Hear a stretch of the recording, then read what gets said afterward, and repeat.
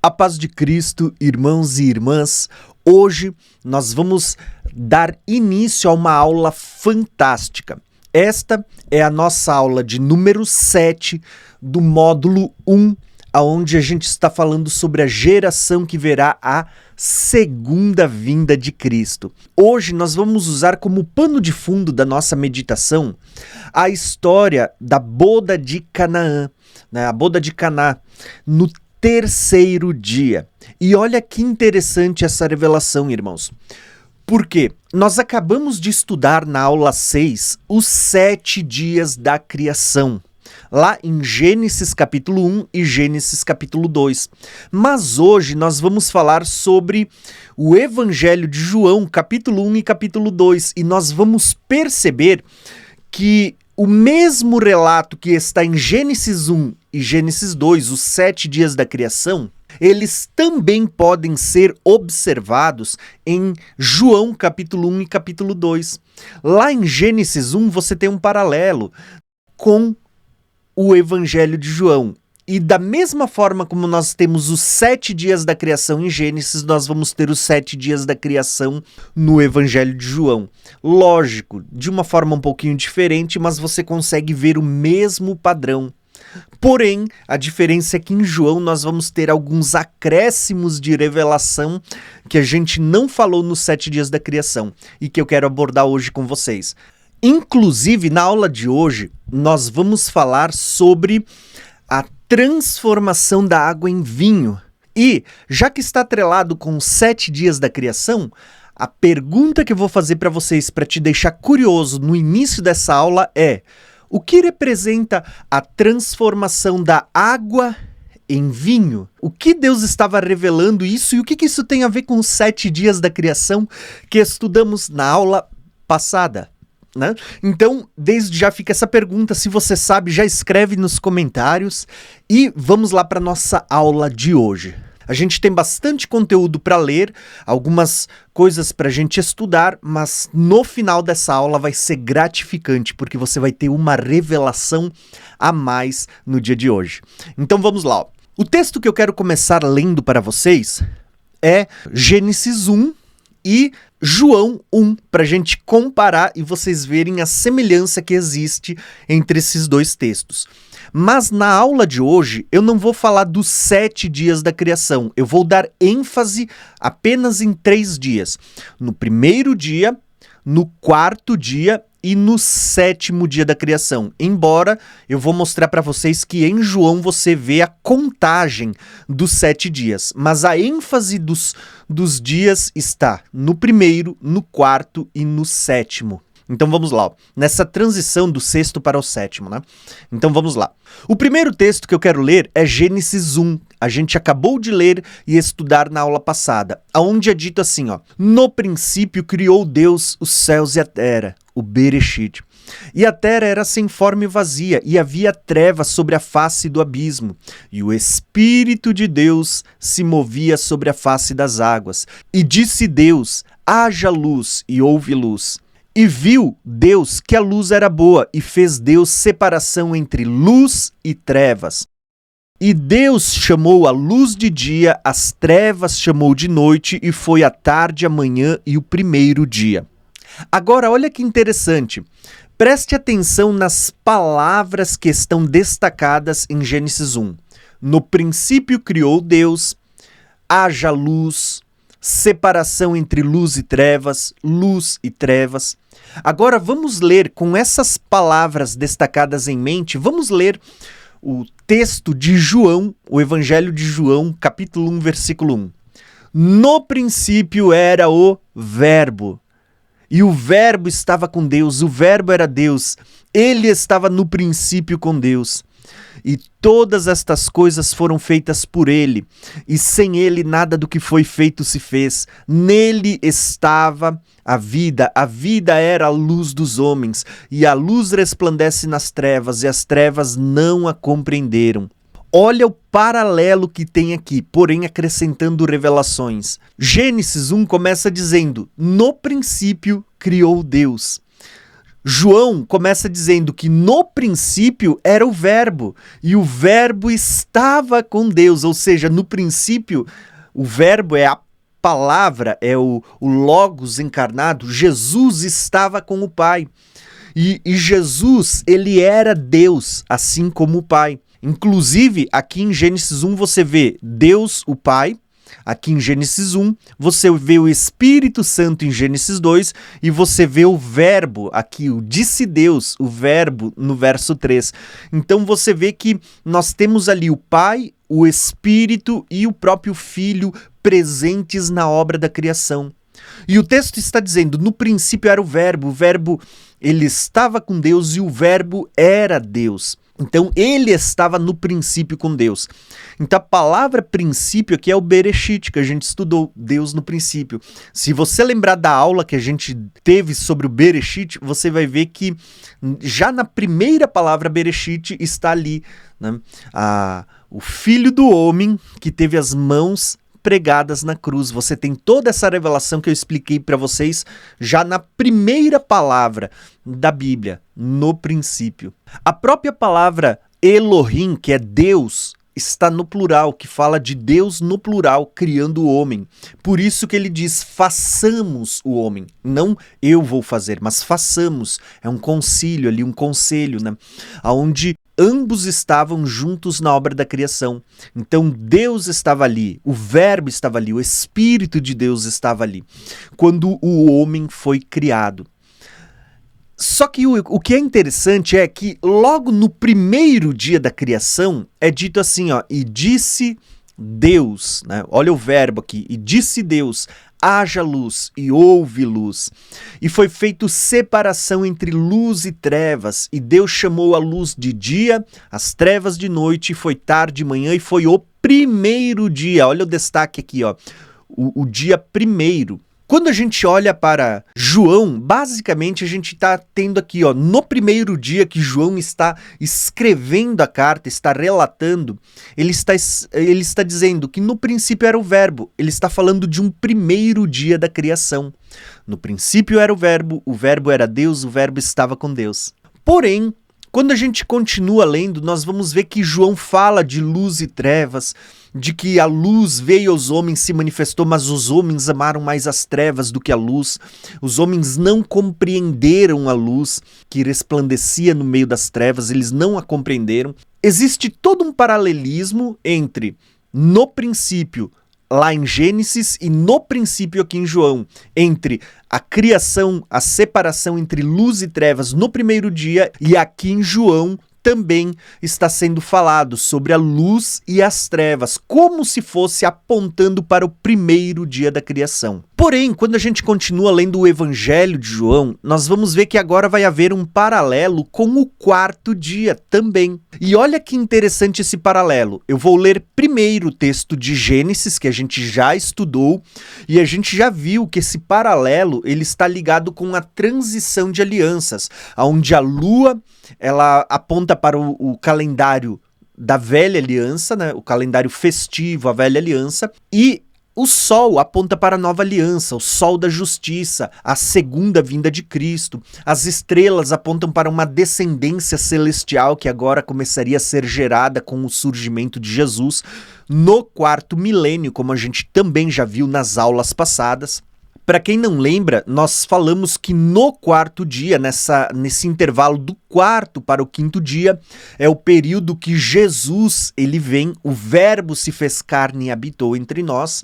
Inclusive, a gente viu justamente a vinda de Jesus no quarto milênio quando a gente estudou sobre este mapa na aula 4, onde eu mostrei para vocês que de Adão, o ano 0 até a vinda de Cristo, se passaram basicamente aqui um período de 4.000 anos. Então a gente tem esse intervalo, desde Adão até o nascimento de Cristo. Inclusive, a gente teve a aula 4 deste módulo só para falar disto. Então, se você não lembra, corre lá e assiste de novo essa aula, você vai ver que aula fantástica montada com base nesse mapa. Inclusive, se você quiser adquirir esse mapa, ele está na descrição do vídeo, o link para você adquirir o mapa da cronologia bíblica, tá?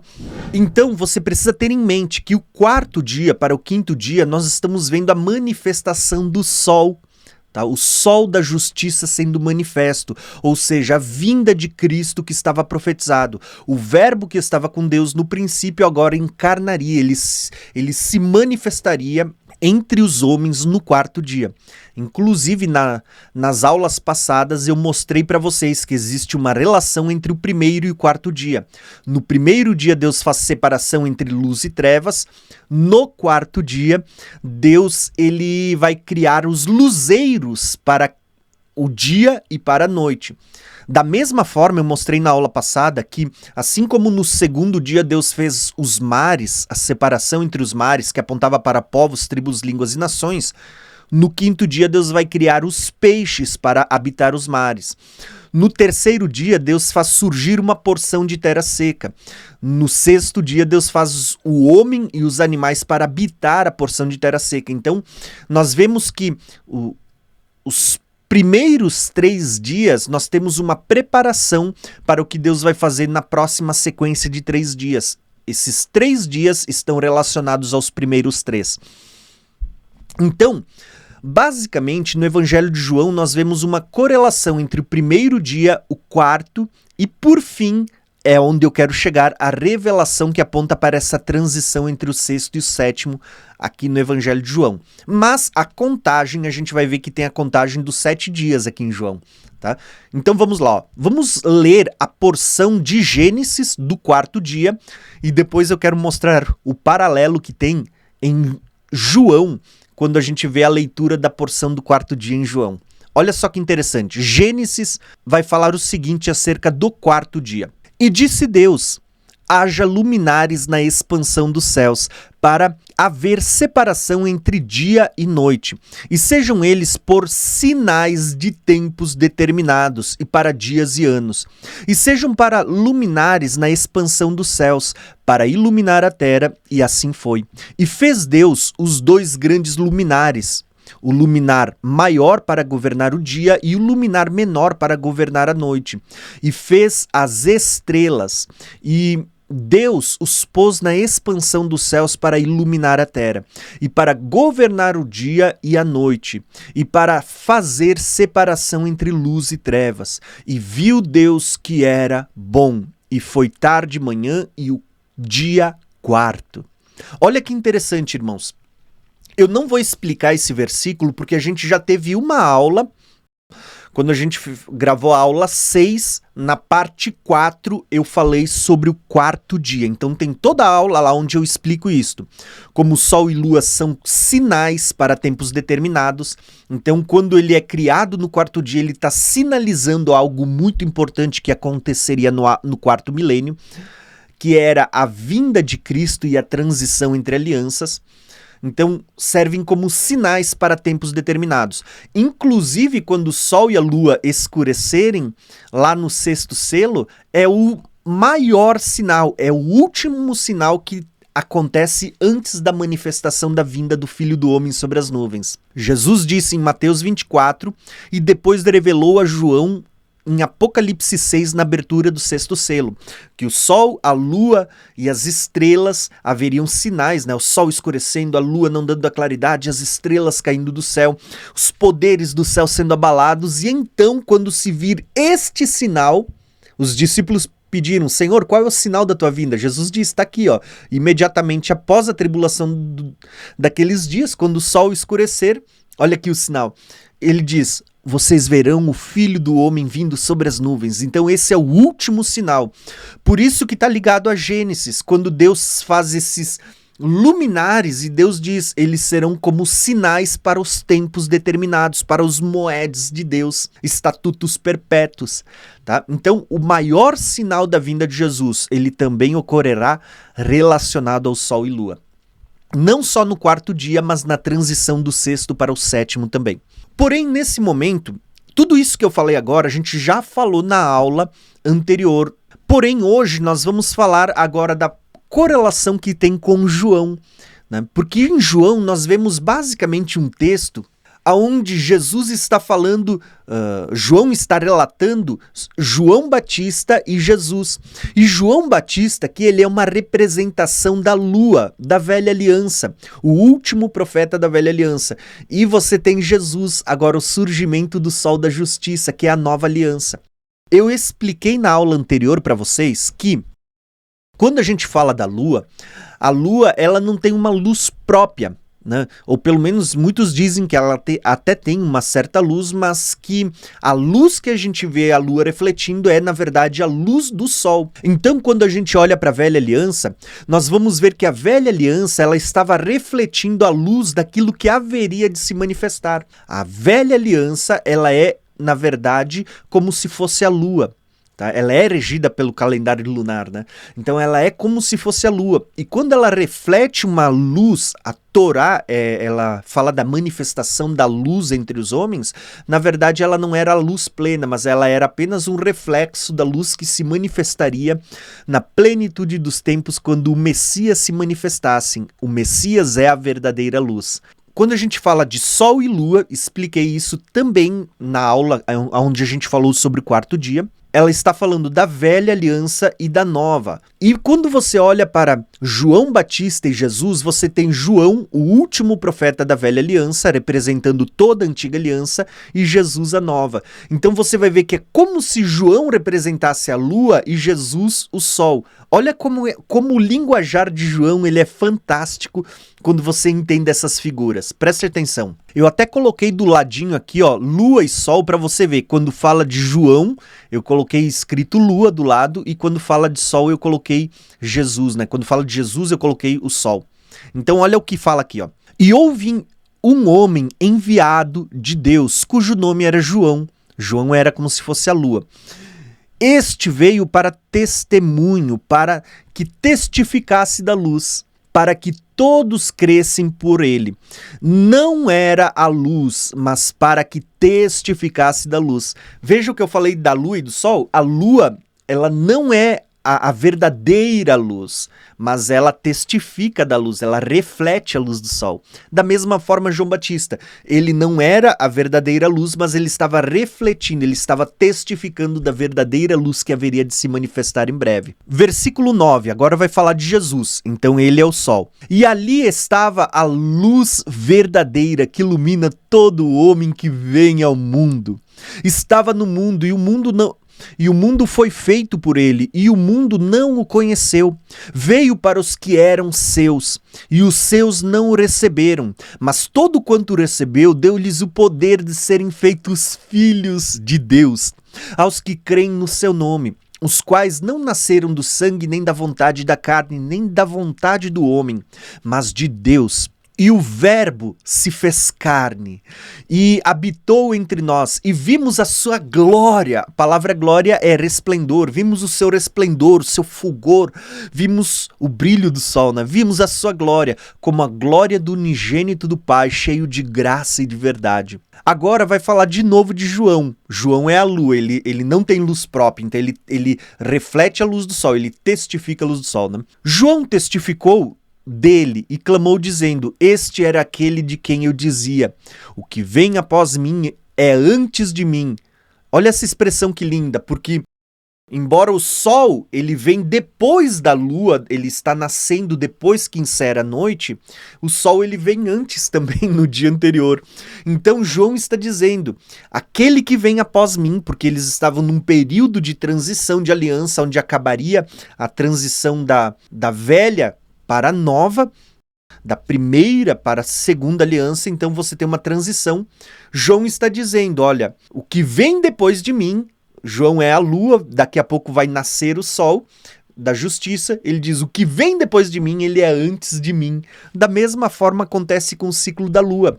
A lua, depois da lua vem o sol, mas antes da lua também estava o sol, né? Então olha que lindo esse ciclo. Então João está dizendo aqui, ó, este era aquele de quem eu dizia, o que vem após mim é antes de mim, porque foi primeiro que eu, e todos nós recebemos também da sua plenitude, de graça por graça. Agora, olha só João falando do sol de novo. Porque a lei foi dada por Moisés, mas a graça e a verdade vieram por Jesus Cristo. Veja que João também faz essa comparação entre a lei e a graça, como se a lua representasse a lei e a velha aliança, e a graça representasse agora o nascimento do sol da justiça e a nova aliança. Então João está escrevendo, né? Porque a lei foi dada por Moisés. Veja que ele faz questão de comentar aqui e de conectar a velha aliança, né? Porque a lei foi dada por Moisés, mas a graça e a verdade vieram por Jesus Cristo. Deus nunca foi visto por alguém. O Filho unigênito que está no seio do Pai, esse o revelou. E agora sobre a lua, João Batista, né? E este é o testemunho de João, quando os judeus mandaram de Jerusalém sacerdotes e levitas para que lhes perguntassem: quem és tu? Ele confessou e não negou. Ele confessou: eu não sou o Cristo. João está dizendo assim, ó: quem é você? Você é o sol que está resplandecendo a luz? João está dizendo: não, eu não sou o sol. O que era João? João era a lua resplandecendo o reflexo do sol, mas ele não era o sol. E João não negou isso. Então ele está dizendo: você é o Cristo? Ele diz: não, eu não sou o Cristo. E perguntaram-lhe então, o que? És tu Elias? E disse: não sou. És tu profeta? Ele respondeu: não. Disseram-lhe, pois, quem és? Para que demos resposta àqueles que nos enviaram. E dizes de ti mesmo... Versículo 23, disse: eu sou a voz do que clama no deserto, endireitai o caminho do Senhor, como disse o profeta Isaías. E os que tinham sido enviados eram dos fariseus, e perguntaram-lhe, e disseram-lhe: por que batizas, pois se tu não és o Cristo, nem Elias, nem os profetas? E João respondeu-lhe dizendo: eu batizo com água, mas no meio de vós está aquele que vós não conheceis. Este é aquele que vem após mim, ele é antes de mim, do qual eu não sou digno de desatar as correias da sua alparca. Estas coisas aconteceram em Betabara, do outro lado do Rio Jordão, onde João estava batizando. No dia seguinte, João viu Jesus, que vinha para ele, e disse: eis o Cordeiro de Deus que tira o pecado do mundo. E este é aquele do qual eu disse: após mim vem outro, a quem é antes de mim, do qual foi primeiro do que eu. Olha que interessante, vou fazer uma pausa aqui, irmãos. João, ele chama de Jesus de o Cordeiro que foi morto desde a fundação do mundo. Você sabia que o cordeiro ele tinha que ser guardado por 4 dias para ser sacrificado na virada do 4º para o 5º dia? Então, eu vou mostrar esse mapa aqui que eu mostrei primeiro. Basicamente, o Cordeiro Pascual, a festa da Páscoa era no dia 14. No dia 10, o cordeiro tinha que ser separado e ficar 4 dias separados para que na virada do 4º para o 5º dia, em que ele estava separado, o cordeiro fosse sacrificado. Quando você olha, você vê que João está dizendo: eis aqui o Cordeiro de Deus que vai tirar o pecado do mundo. Você vê que Jesus é o cordeiro que foi morto desde a fundação do mundo, desde o início, desde o princípio. Ele foi separado por 4 milênios, para que no 4º dia ele se manifestasse e na virada do 4º para o 5º milênio, Jesus ele fosse morto como cordeiro que tiraria o pecado do mundo. Olha que linda essa revelação. E João, ele compreende isso claramente. Nós temos aqui uma porção em Gênesis 1 e Gênesis 2 que fala do 1º e do 4º dia. Então nós temos essa revelação. Porém, a pergunta que eu vou fazer para vocês agora é a seguinte: e o 7º dia? O que a gente vê? Será que tem revelações também? Quando a gente lê o capítulo 1 de João, nós vamos encontrar algumas expressões que elas denotam cronologia, denotam espaço de tempo. Quando a gente continua lendo João, você lê o início, você vai ver que está atrelado a Gênesis 1, onde a gente vê o Bereshit. Então João 1 diz: no princípio era o verbo. Em Gênesis 1 você vê: no princípio criou Deus. Em João 1, a gente vê ali dizendo que a luz veio e se manifestou aos homens, os homens não a reconheceram. Em Gênesis 1, a gente vê no primeiro dia Deus faz separação entre luz e trevas. Então a gente vê basicamente que o início de João está ligado ao primeiro dia da criação e a Gênesis 1. Porém, quando você lê todo o capítulo 1 de João, você vai encontrar algumas expressões que elas vão denotar tempo, cronologia. Por exemplo, João capítulo 1, versículo 29, você vai encontrar a expressão no dia seguinte. Ou seja, é como se tivesse passado um dia, estamos no dia 2. No versículo 35, você vai ver de novo, no dia seguinte. É como se tivesse passado mais um dia, estamos no terceiro dia. No versículo 43, você vai ver de novo a expressão no dia seguinte. Então, passou mais um dia, estamos no quarto dia da criação. Perceberam que só no capítulo 1 de João nós temos ali um relato de 4 dias que se passaram nos dias de João? Isso dá basicamente um paralelo com os 4 dias da criação.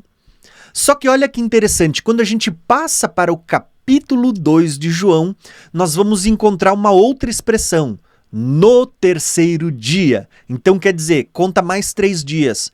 1, 2, 3. Basicamente, quando você junta João capítulo 1 e João capítulo 2, você tem 7 dias da criação. Tá? Você tem o primeiro dia, onde João está escrevendo, no princípio era o verbo. Você tem a expressão no dia seguinte, por 3 vezes, denotando pelo menos 4 dias no capítulo 1.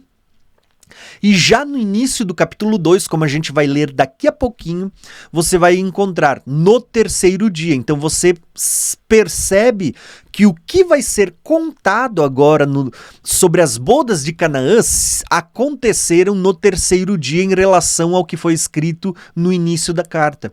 Então você tem mais 3 dias. Se você contar toda essa cronologia, você tem 7 dias. Em João capítulo 1 e capítulo 2 você encontra essa cronologia, 7 dias. Assim como em Gênesis 1 e Gênesis 2 tem os 7 dias da criação. Então você tem um paralelo perfeito. Porém, se a gente encontra esse primeiro paralelo entre os 7 dias da criação, que a gente sabe que falam de 7 milênios da humanidade, e você vê esse paralelo de 7 dias no Evangelho de João, que a gente sabe que existe revelação, que ele está falando que no princípio era o verbo, ele está apontando para o princípio, existe esse link de conexão, nós precisamos se perguntar, por que será que Jesus vai para uma boda, uma festa de casamento no 7º dia? Por que será que João registrou esse casamento no 7º dia? Parece muita coincidência, né? Não, eu tenho dito, é a cristocidência, né? Então olha só, vamos tentar entender agora a revelação que nós temos no 7º dia, nessas bodas, e o que representa a transformação da água em vinho. Então vamos lá, ó. Vamos fazer uma leitura aqui. Quando a gente lê João 2, nós vamos ver a expressão, e olha que interessante, eu vou ler essa porção do texto para ficar claro para você. João capítulo 2, como eu mostrei para vocês, está em paralelo com Gênesis 2 e o 7º dia. Então olha só que interessante. É dito aqui, ó. E no terceiro dia, já expliquei isso no slide anterior, quando você soma os primeiros 4 dias mais 3, no terceiro dia você tem 7. Então está falando do 7º dia, né? O terceiro é igual ao 7º. A gente vai ver isso no módulo 3 que a gente vai ter. Eu vou falar dessa expressão como o terceiro dia está associado ao 7º, tá? E no terceiro dia fizeram umas bodas em Caná da Galileia. Irmãos, olha que interessante, tá? Eu vou mostrar uma coisa para vocês que é muito legal aqui, ó.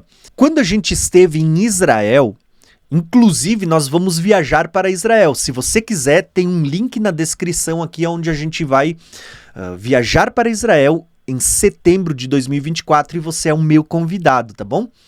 Quando a gente viajou para Israel, nós vimos ali vinho. Um vinho que é produzido em Caná da Galileia. Deixa eu até mostrar isso aqui para vocês. Olha só que legal, ó. Eu não sei se não tem claridade aqui, ó. Um vinho que a gente comprou lá em Caná da Galileia, tá? Eu comprei acho que umas quatro garrafas dessa. Tem o vinho com álcool e tem o vinho que ele é sem álcool, tá? Então olha só, deixa eu até mostrar aqui para vocês, tá? Basicamente, o vinho ele é assim, ó. Eu vou tentar ver se a gente consegue mostrar aqui, ó.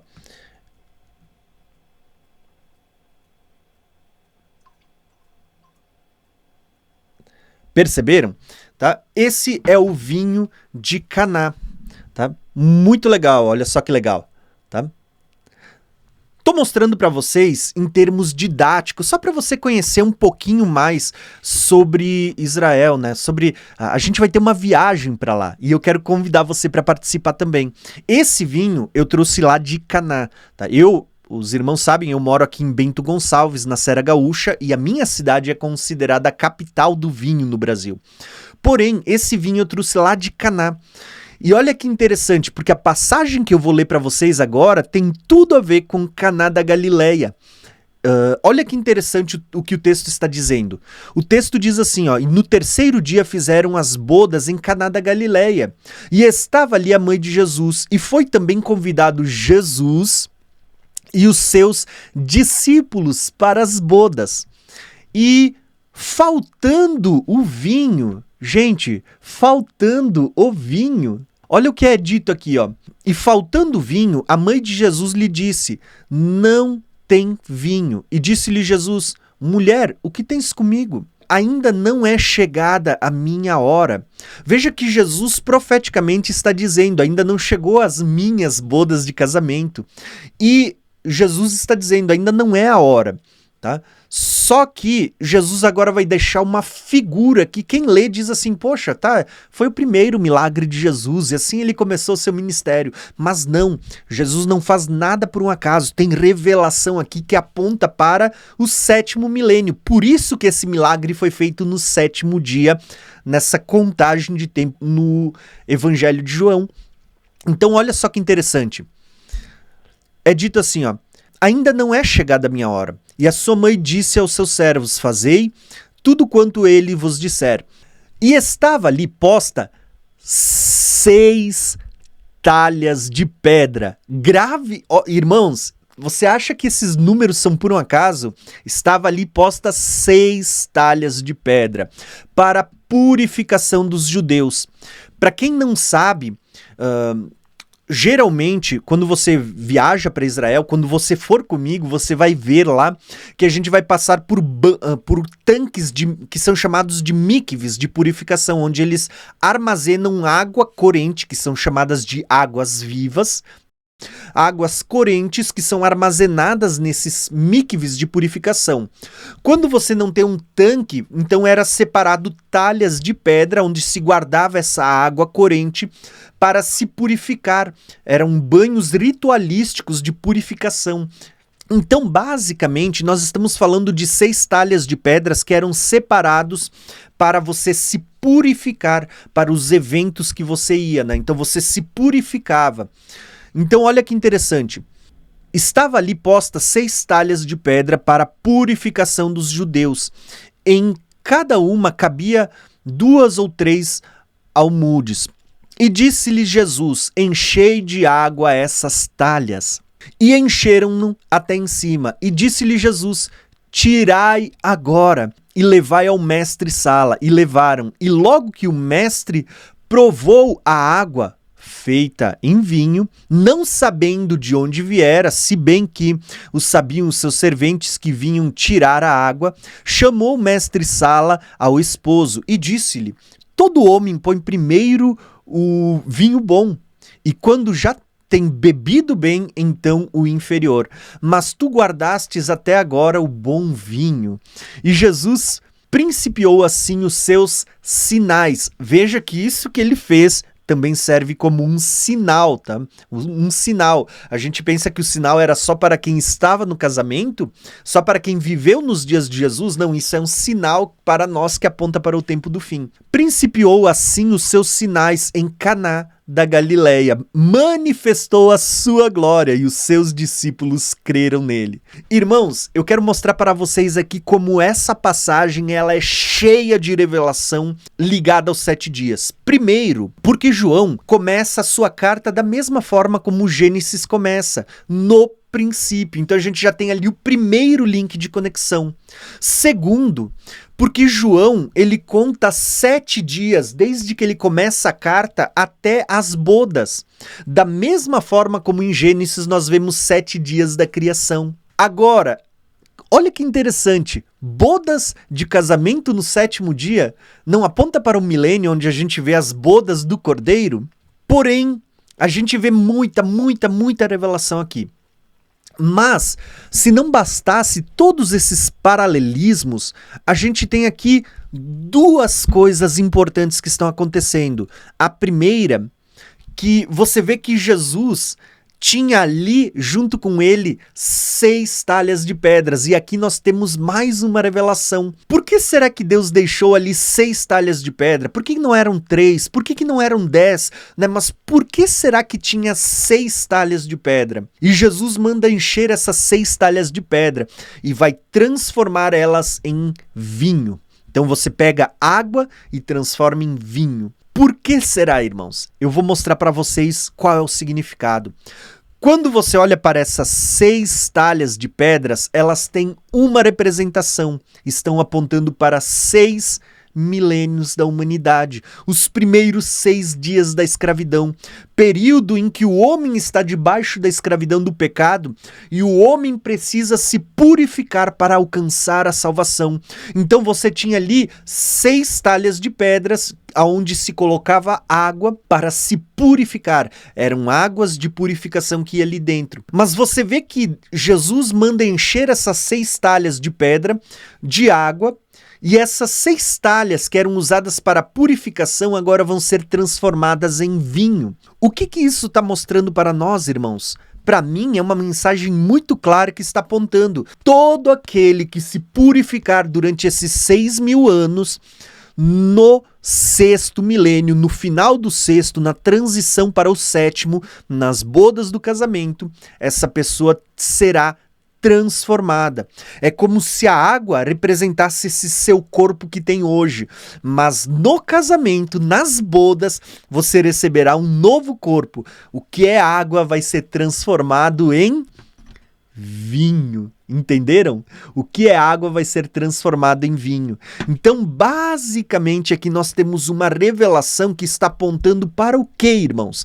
A primeira revelação nós temos aqui falando das bodas. A próxima revelação nós estamos falando de ressurreição, aonde nós vamos receber um corpo glorificado, um corpo que passou por uma transformação.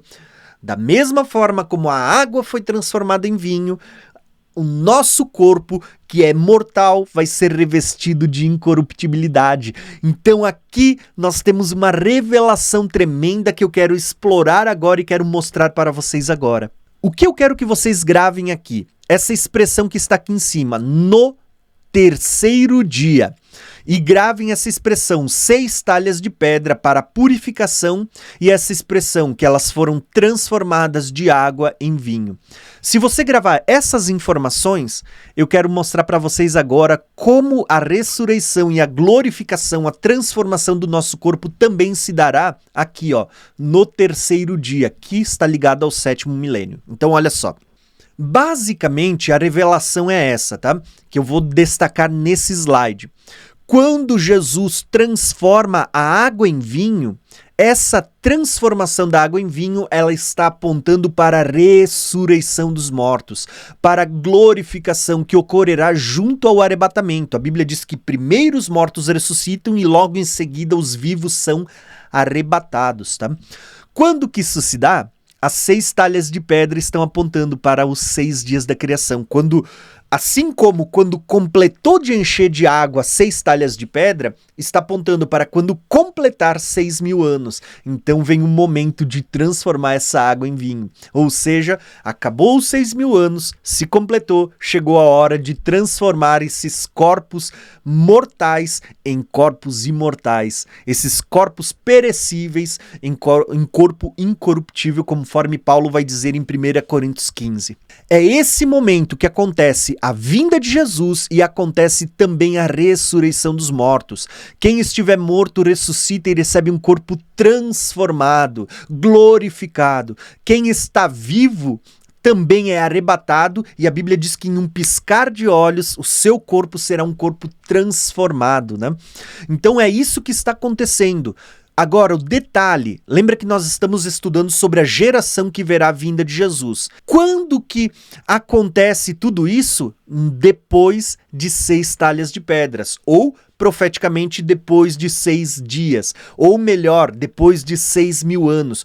Quando completar 6.000 anos, chegou o momento de transformação. E isso também mostra para a vinda de Jesus, porque isso vai acontecer quando Jesus estiver vindo sobre as nuvens. Os mortos ressuscitam, os vivos são transformados para se encontrar com o Senhor nos ares.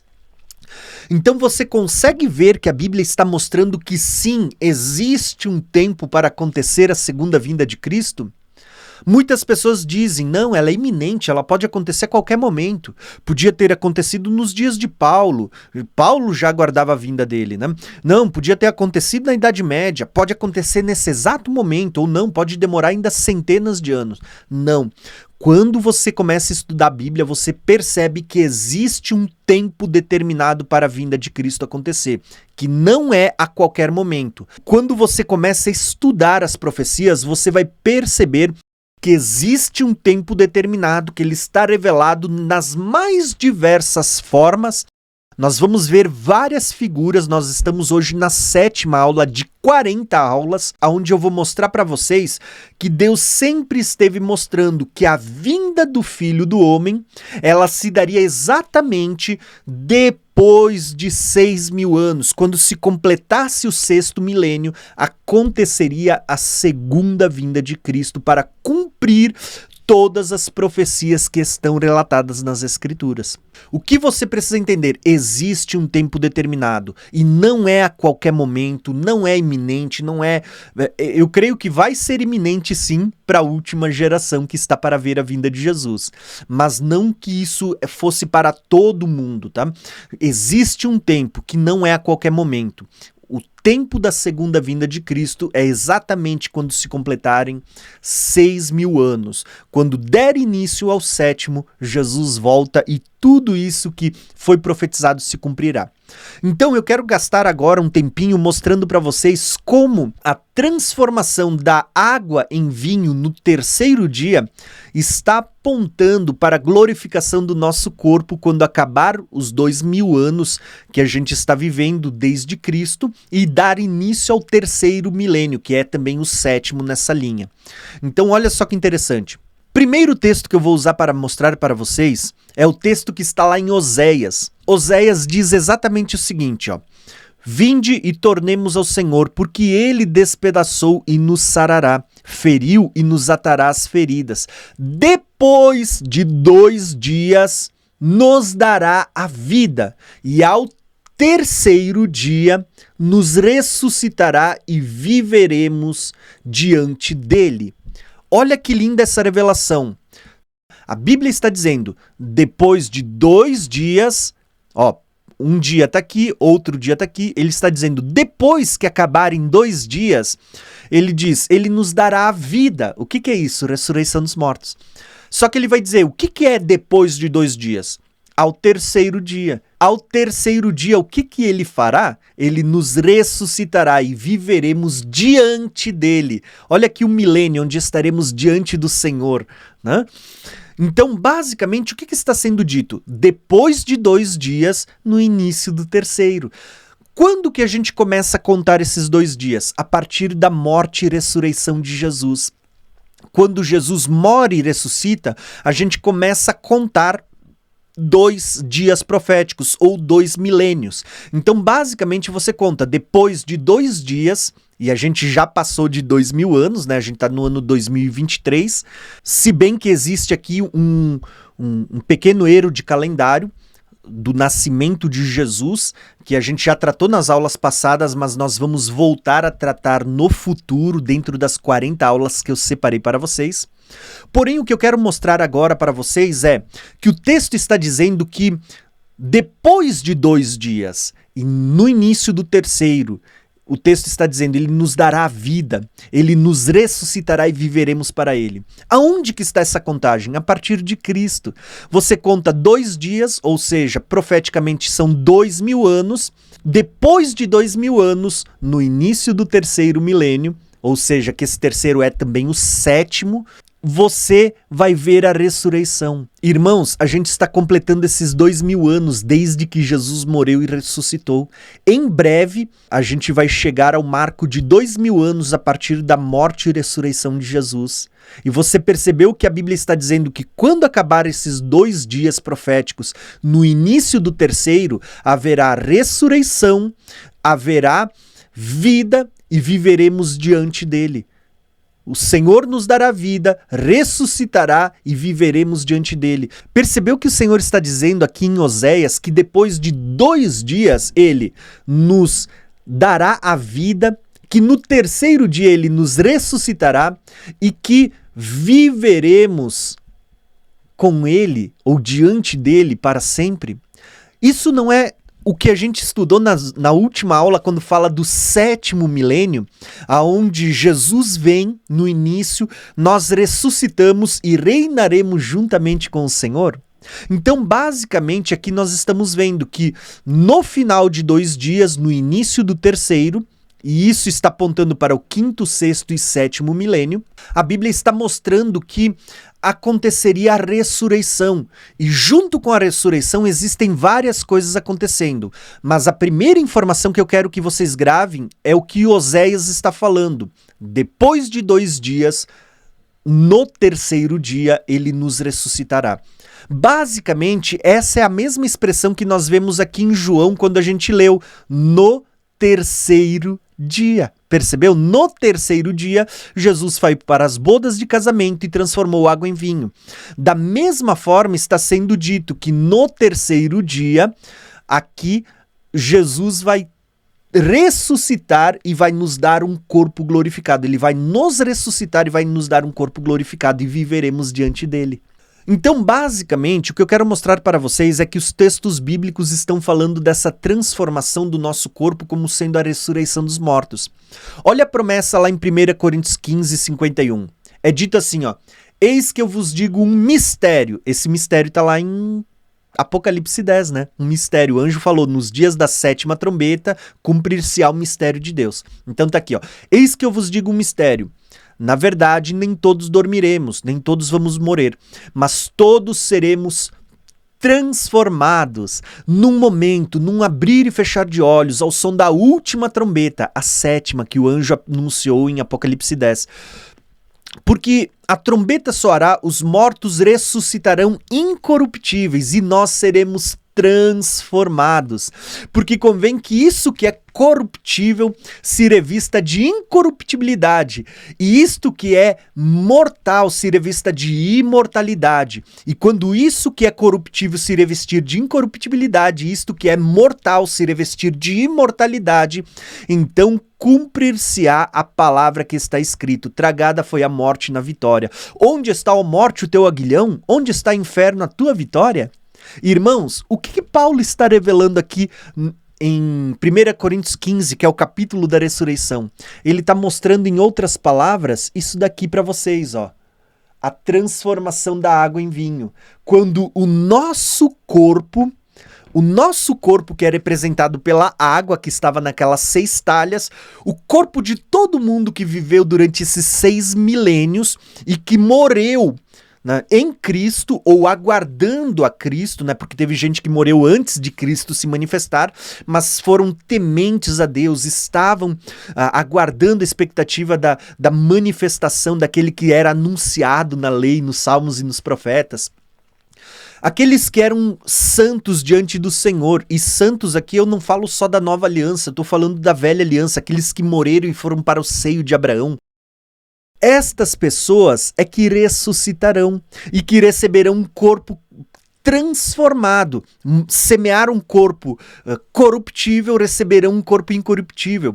Eram como se fosse águas em talhas de pedra, mas foram transformados agora em vinho, nas bodas de Caná. E as bodas apontam o quê? O casamento, que é a vinda de Jesus. Tá entendendo? Então tudo está apontando para a vinda de Jesus quando encerrar 6 talhas de pedra, né? Quando 6 talhas se completarem de água, ou melhor, Tudo está apontando para a vinda de Jesus quando se completarem 6.000 anos.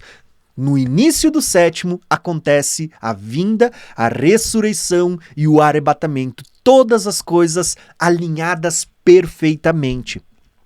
Da mesma forma, eu poderia usar textos como, por exemplo, 1 Tessalonicenses 4, é dito ali, ó: dizemos a vocês pela palavra do Senhor que nós, os que estivermos vivos, os que ficarmos até a vinda que é parousia, é vinda visível, não tem nada de secreto ou oculto, até a vinda do Senhor certamente não precederemos os que dormem. Pois dada a ordem, com a voz do arcanjo, o ressoar da trombeta de Deus, a trombeta de Deus é a mesma que está sendo citada aqui em cima como sendo a última trombeta, é a mesma citada lá em Apocalipse 11, a sétima trombeta. O próprio Senhor descerá do céu, os mortos em Cristo ressuscitarão primeiro, e depois os que estivermos vivos seremos arrebatados para o encontro com o Senhor nos ares. Perceba que existe uma ordem. Primeiro ressurreição, depois arrebatamento. E nós logo vamos ver que a primeira ressurreição só acontece depois da grande tribulação. Então, se a primeira ressurreição é depois da grande tribulação, o arrebatamento é depois da ressurreição. Então, tá entendendo a lógica? A cronologia, né? Então vamos lá. Ó. Percebeu o que está sendo dito aqui? Que nós vamos receber um corpo glorificado, independente de você ter morrido e ressuscitado ou de você permanecer vivo para a vinda de Jesus. A Bíblia diz que ambos receberão corpos glorificados quando estiverem subindo, num piscar de olho. Os nossos corpos serão transformados para se encontrar com o Senhor nos ares. Inclusive, vale destacar que a Bíblia não está falando que o nosso arrebatamento é que será rápido como um piscar de olhos, e sim que a transformação, a glorificação do corpo é que será rápida, tá? Porém, quando a gente continua lendo, a gente tem outros textos. O próprio Evangelho de João que a gente está usando hoje, ele diz para nós assim, ó: e esta é a vontade daquele que me enviou, que eu não perca nenhum, mas que eu o ressuscite no último dia. Jesus vai falar isso pelo menos, olha só, 1, 2, 3, 4 vezes. Percebeu que Jesus está falando pelo menos 4 vezes que a vontade do Senhor é que ele o ressuscite no último dia? Então é dito aqui, ó: porque a vontade do meu Pai é que todo aquele que olhar para o Filho e nele crer tenha vida eterna, e eu o ressuscite no último dia. Ninguém pode vir a mim se o Pai que me enviou não o atrair, e eu ressuscitarei no último dia. Todo aquele que come da minha carne, bebe do meu sangue, tem a vida eterna, e eu ressuscitarei no último dia. Percebeu que Jesus fala pelo menos 4 vezes, eu ressuscitarei no último dia?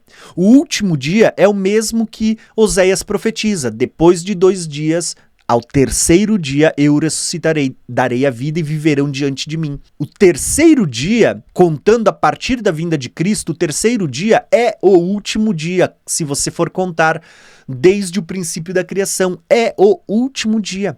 Então veja que sempre as profecias revelaram que a ressurreição dos mortos acontecerá no último dia. E o último dia é este, é o sétimo dia, é o sétimo milênio. Quando acabar os 6.000 anos, pensa o seguinte: no último dia dos 6.000 anos, quando ele finalizou, acabou, virou para o sétimo, vai dar início ao primeiro dia do sétimo milênio. Esse dia é o dia da ressurreição. É quando começa o último dia, é o último dia no início dele. No início desse último dia é que acontece a ressurreição, a vinda de Jesus e o arrebatamento. Encerrou-se um ciclo de 6.000 anos do governo do homem sobre o mundo. Agora Cristo vem para estabelecer o reino eterno. E quando ele vem, acontece ressurreição, arrebatamento e todas as profecias. Por isso que a gente vê que ao terceiro dia é feito uma boda em Caná e é transformado água em vinho. Isso aponta para a ressurreição, para a glorificação e também para as bodas do Cordeiro. Está tudo alinhado, irmãos. A transformação e a glorificação da água em vinho é um paralelo entre a transformação e glorificação do nosso corpo corruptível em algo incorruptível, né? Algo simples e normal em algo maravilhoso. Tá? Então tem muita revelação. Inclusive, vou ler mais 2 textos só para a gente encerrar. Daniel 12, É aquele texto que vai dizer que imediatamente após a tribulação daqueles dias, a Bíblia vai dizer assim, ó, que todo o teu povo, aquele que for achado escrito no livro, estes serão livres daquela grande tribulação. E muitos dos que dormem no pó da terra ressuscitarão, uns para a vida, outros para a vergonha e desprezo eterno. Né? Então, uns para a vida eterna, outros para a vergonha e desprezo eterno. E os que ressuscitarem, os sábios, aqueles que participaram da primeira ressurreição, a Bíblia diz, eles resplandecerão como fulgor no firmamento. Eles serão como as estrelas para sempre eternamente.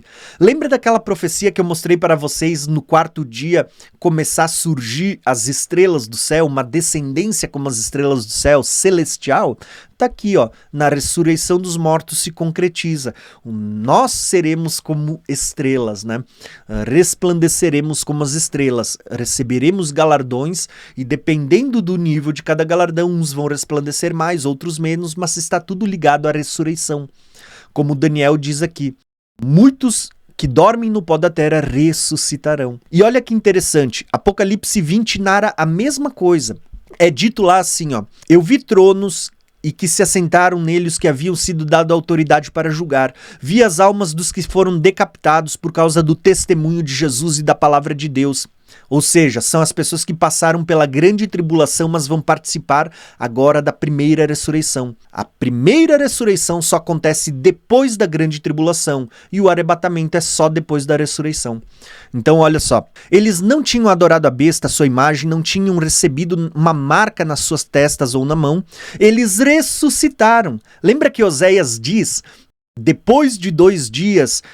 Ao terceiro dia nos ressuscitará e viveremos diante dele? Tá aqui, ó, Apocalipse 20 está mostrando o início do 7º milênio, quando acabou o 6º dia, vai iniciar o 7º milênio, ele está mostrando aqui para nós a ressurreição no 3º dia, conforme Oséias profetizou, que ele nos ressuscitará, tá aqui, ó, ele...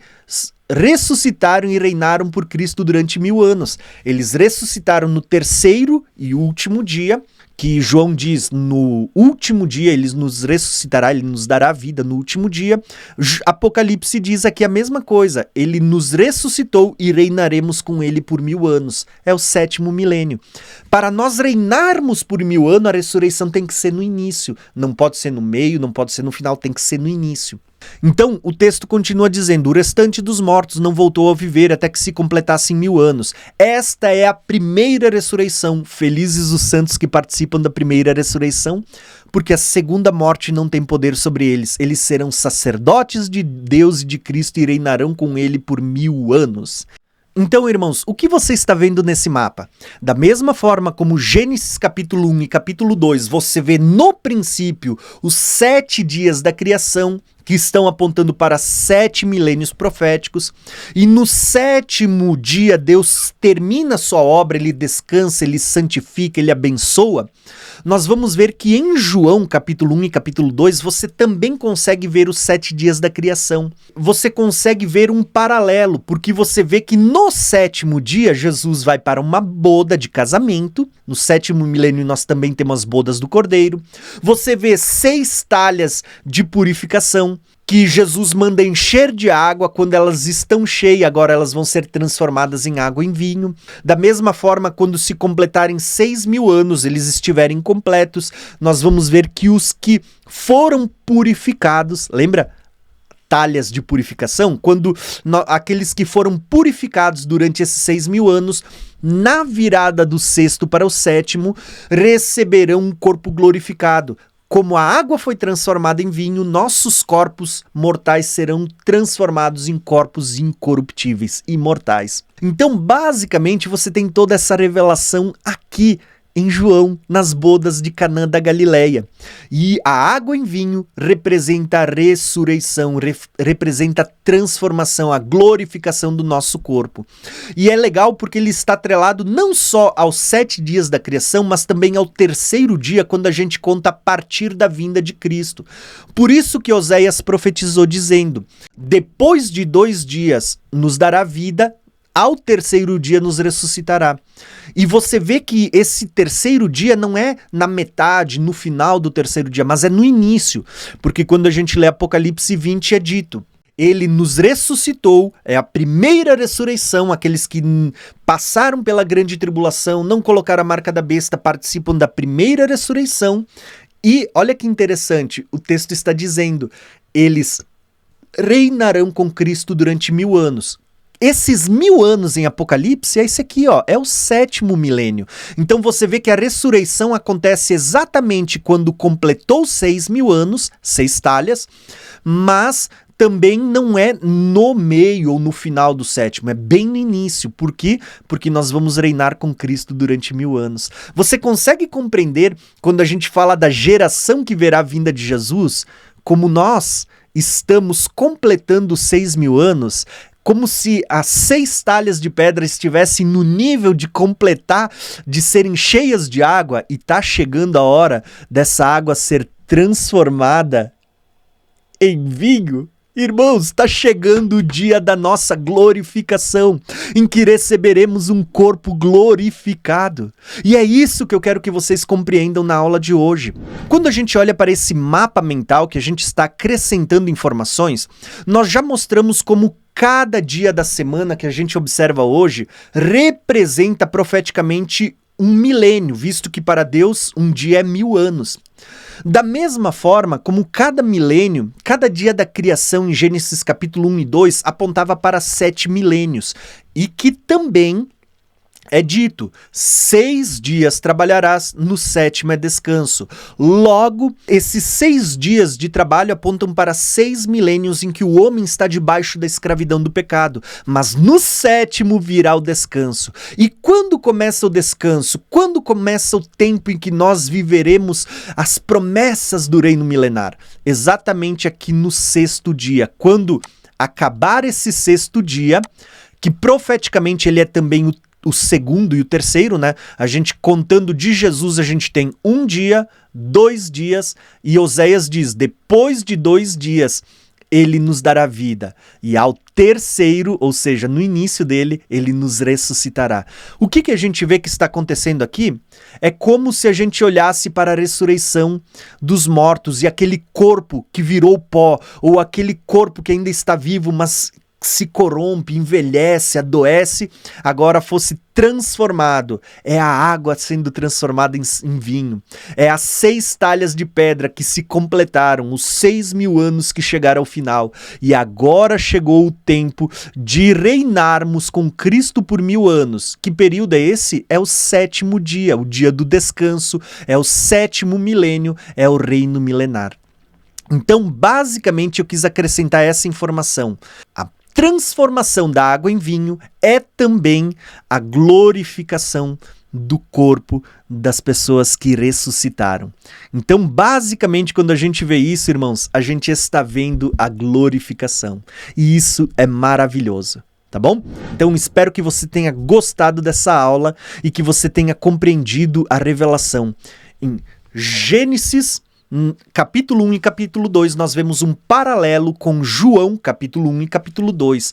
Da mesma forma como em Gênesis você tem 7 dias, em João você vê uma contagem de 7 dias. Da mesma forma como você vê 6 dias, a Bíblia diz 6 dias trabalharás, no 7º descansa, e você vê que o 7º dia em Gênesis ele é diferente, nesse de João a gente vê que o 7º dia também é diferente. Jesus vai ser convidado para as bodas de casamento, que aponta para as bodas do Cordeiro. E é interessante porque nessas bodas, Jesus vê 6 talhas de pedra e manda encher as 6 talhas. Quando as 6 talhas estão cheias, ele transforma a água em vinho. Isso aponta para que quando se completa também os 6 milênios da criação, chegou a hora de aqueles que se purificaram, visto que eram talhas de água para purificação, aqueles que se purificaram terão seus corpos transformados também.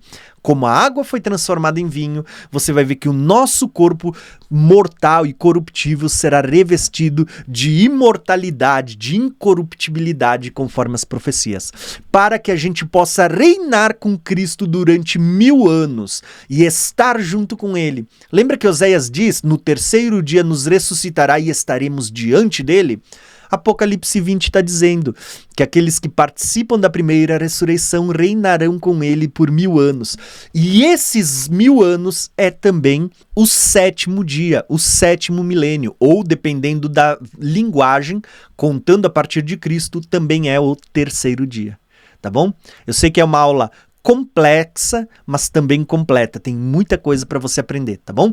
Espero que você tenha gostado. Se você gostou, essa aula faz parte do nosso curso Escatologia Revelada. Eu quero te convidar aqui, para fazer parte dele. Mas se você ver essa aula no canal Graça e Conhecimento, porque algumas aulas do curso eu também estou liberando no canal, eu quero te convidar para você participar do curso e estudar junto comigo, porque quando você participa, você está abençoando a minha vida para que eu possa ter condições de continuar trazendo mais estudos abençoados para você, tá bom? Um abração e até a próxima aula.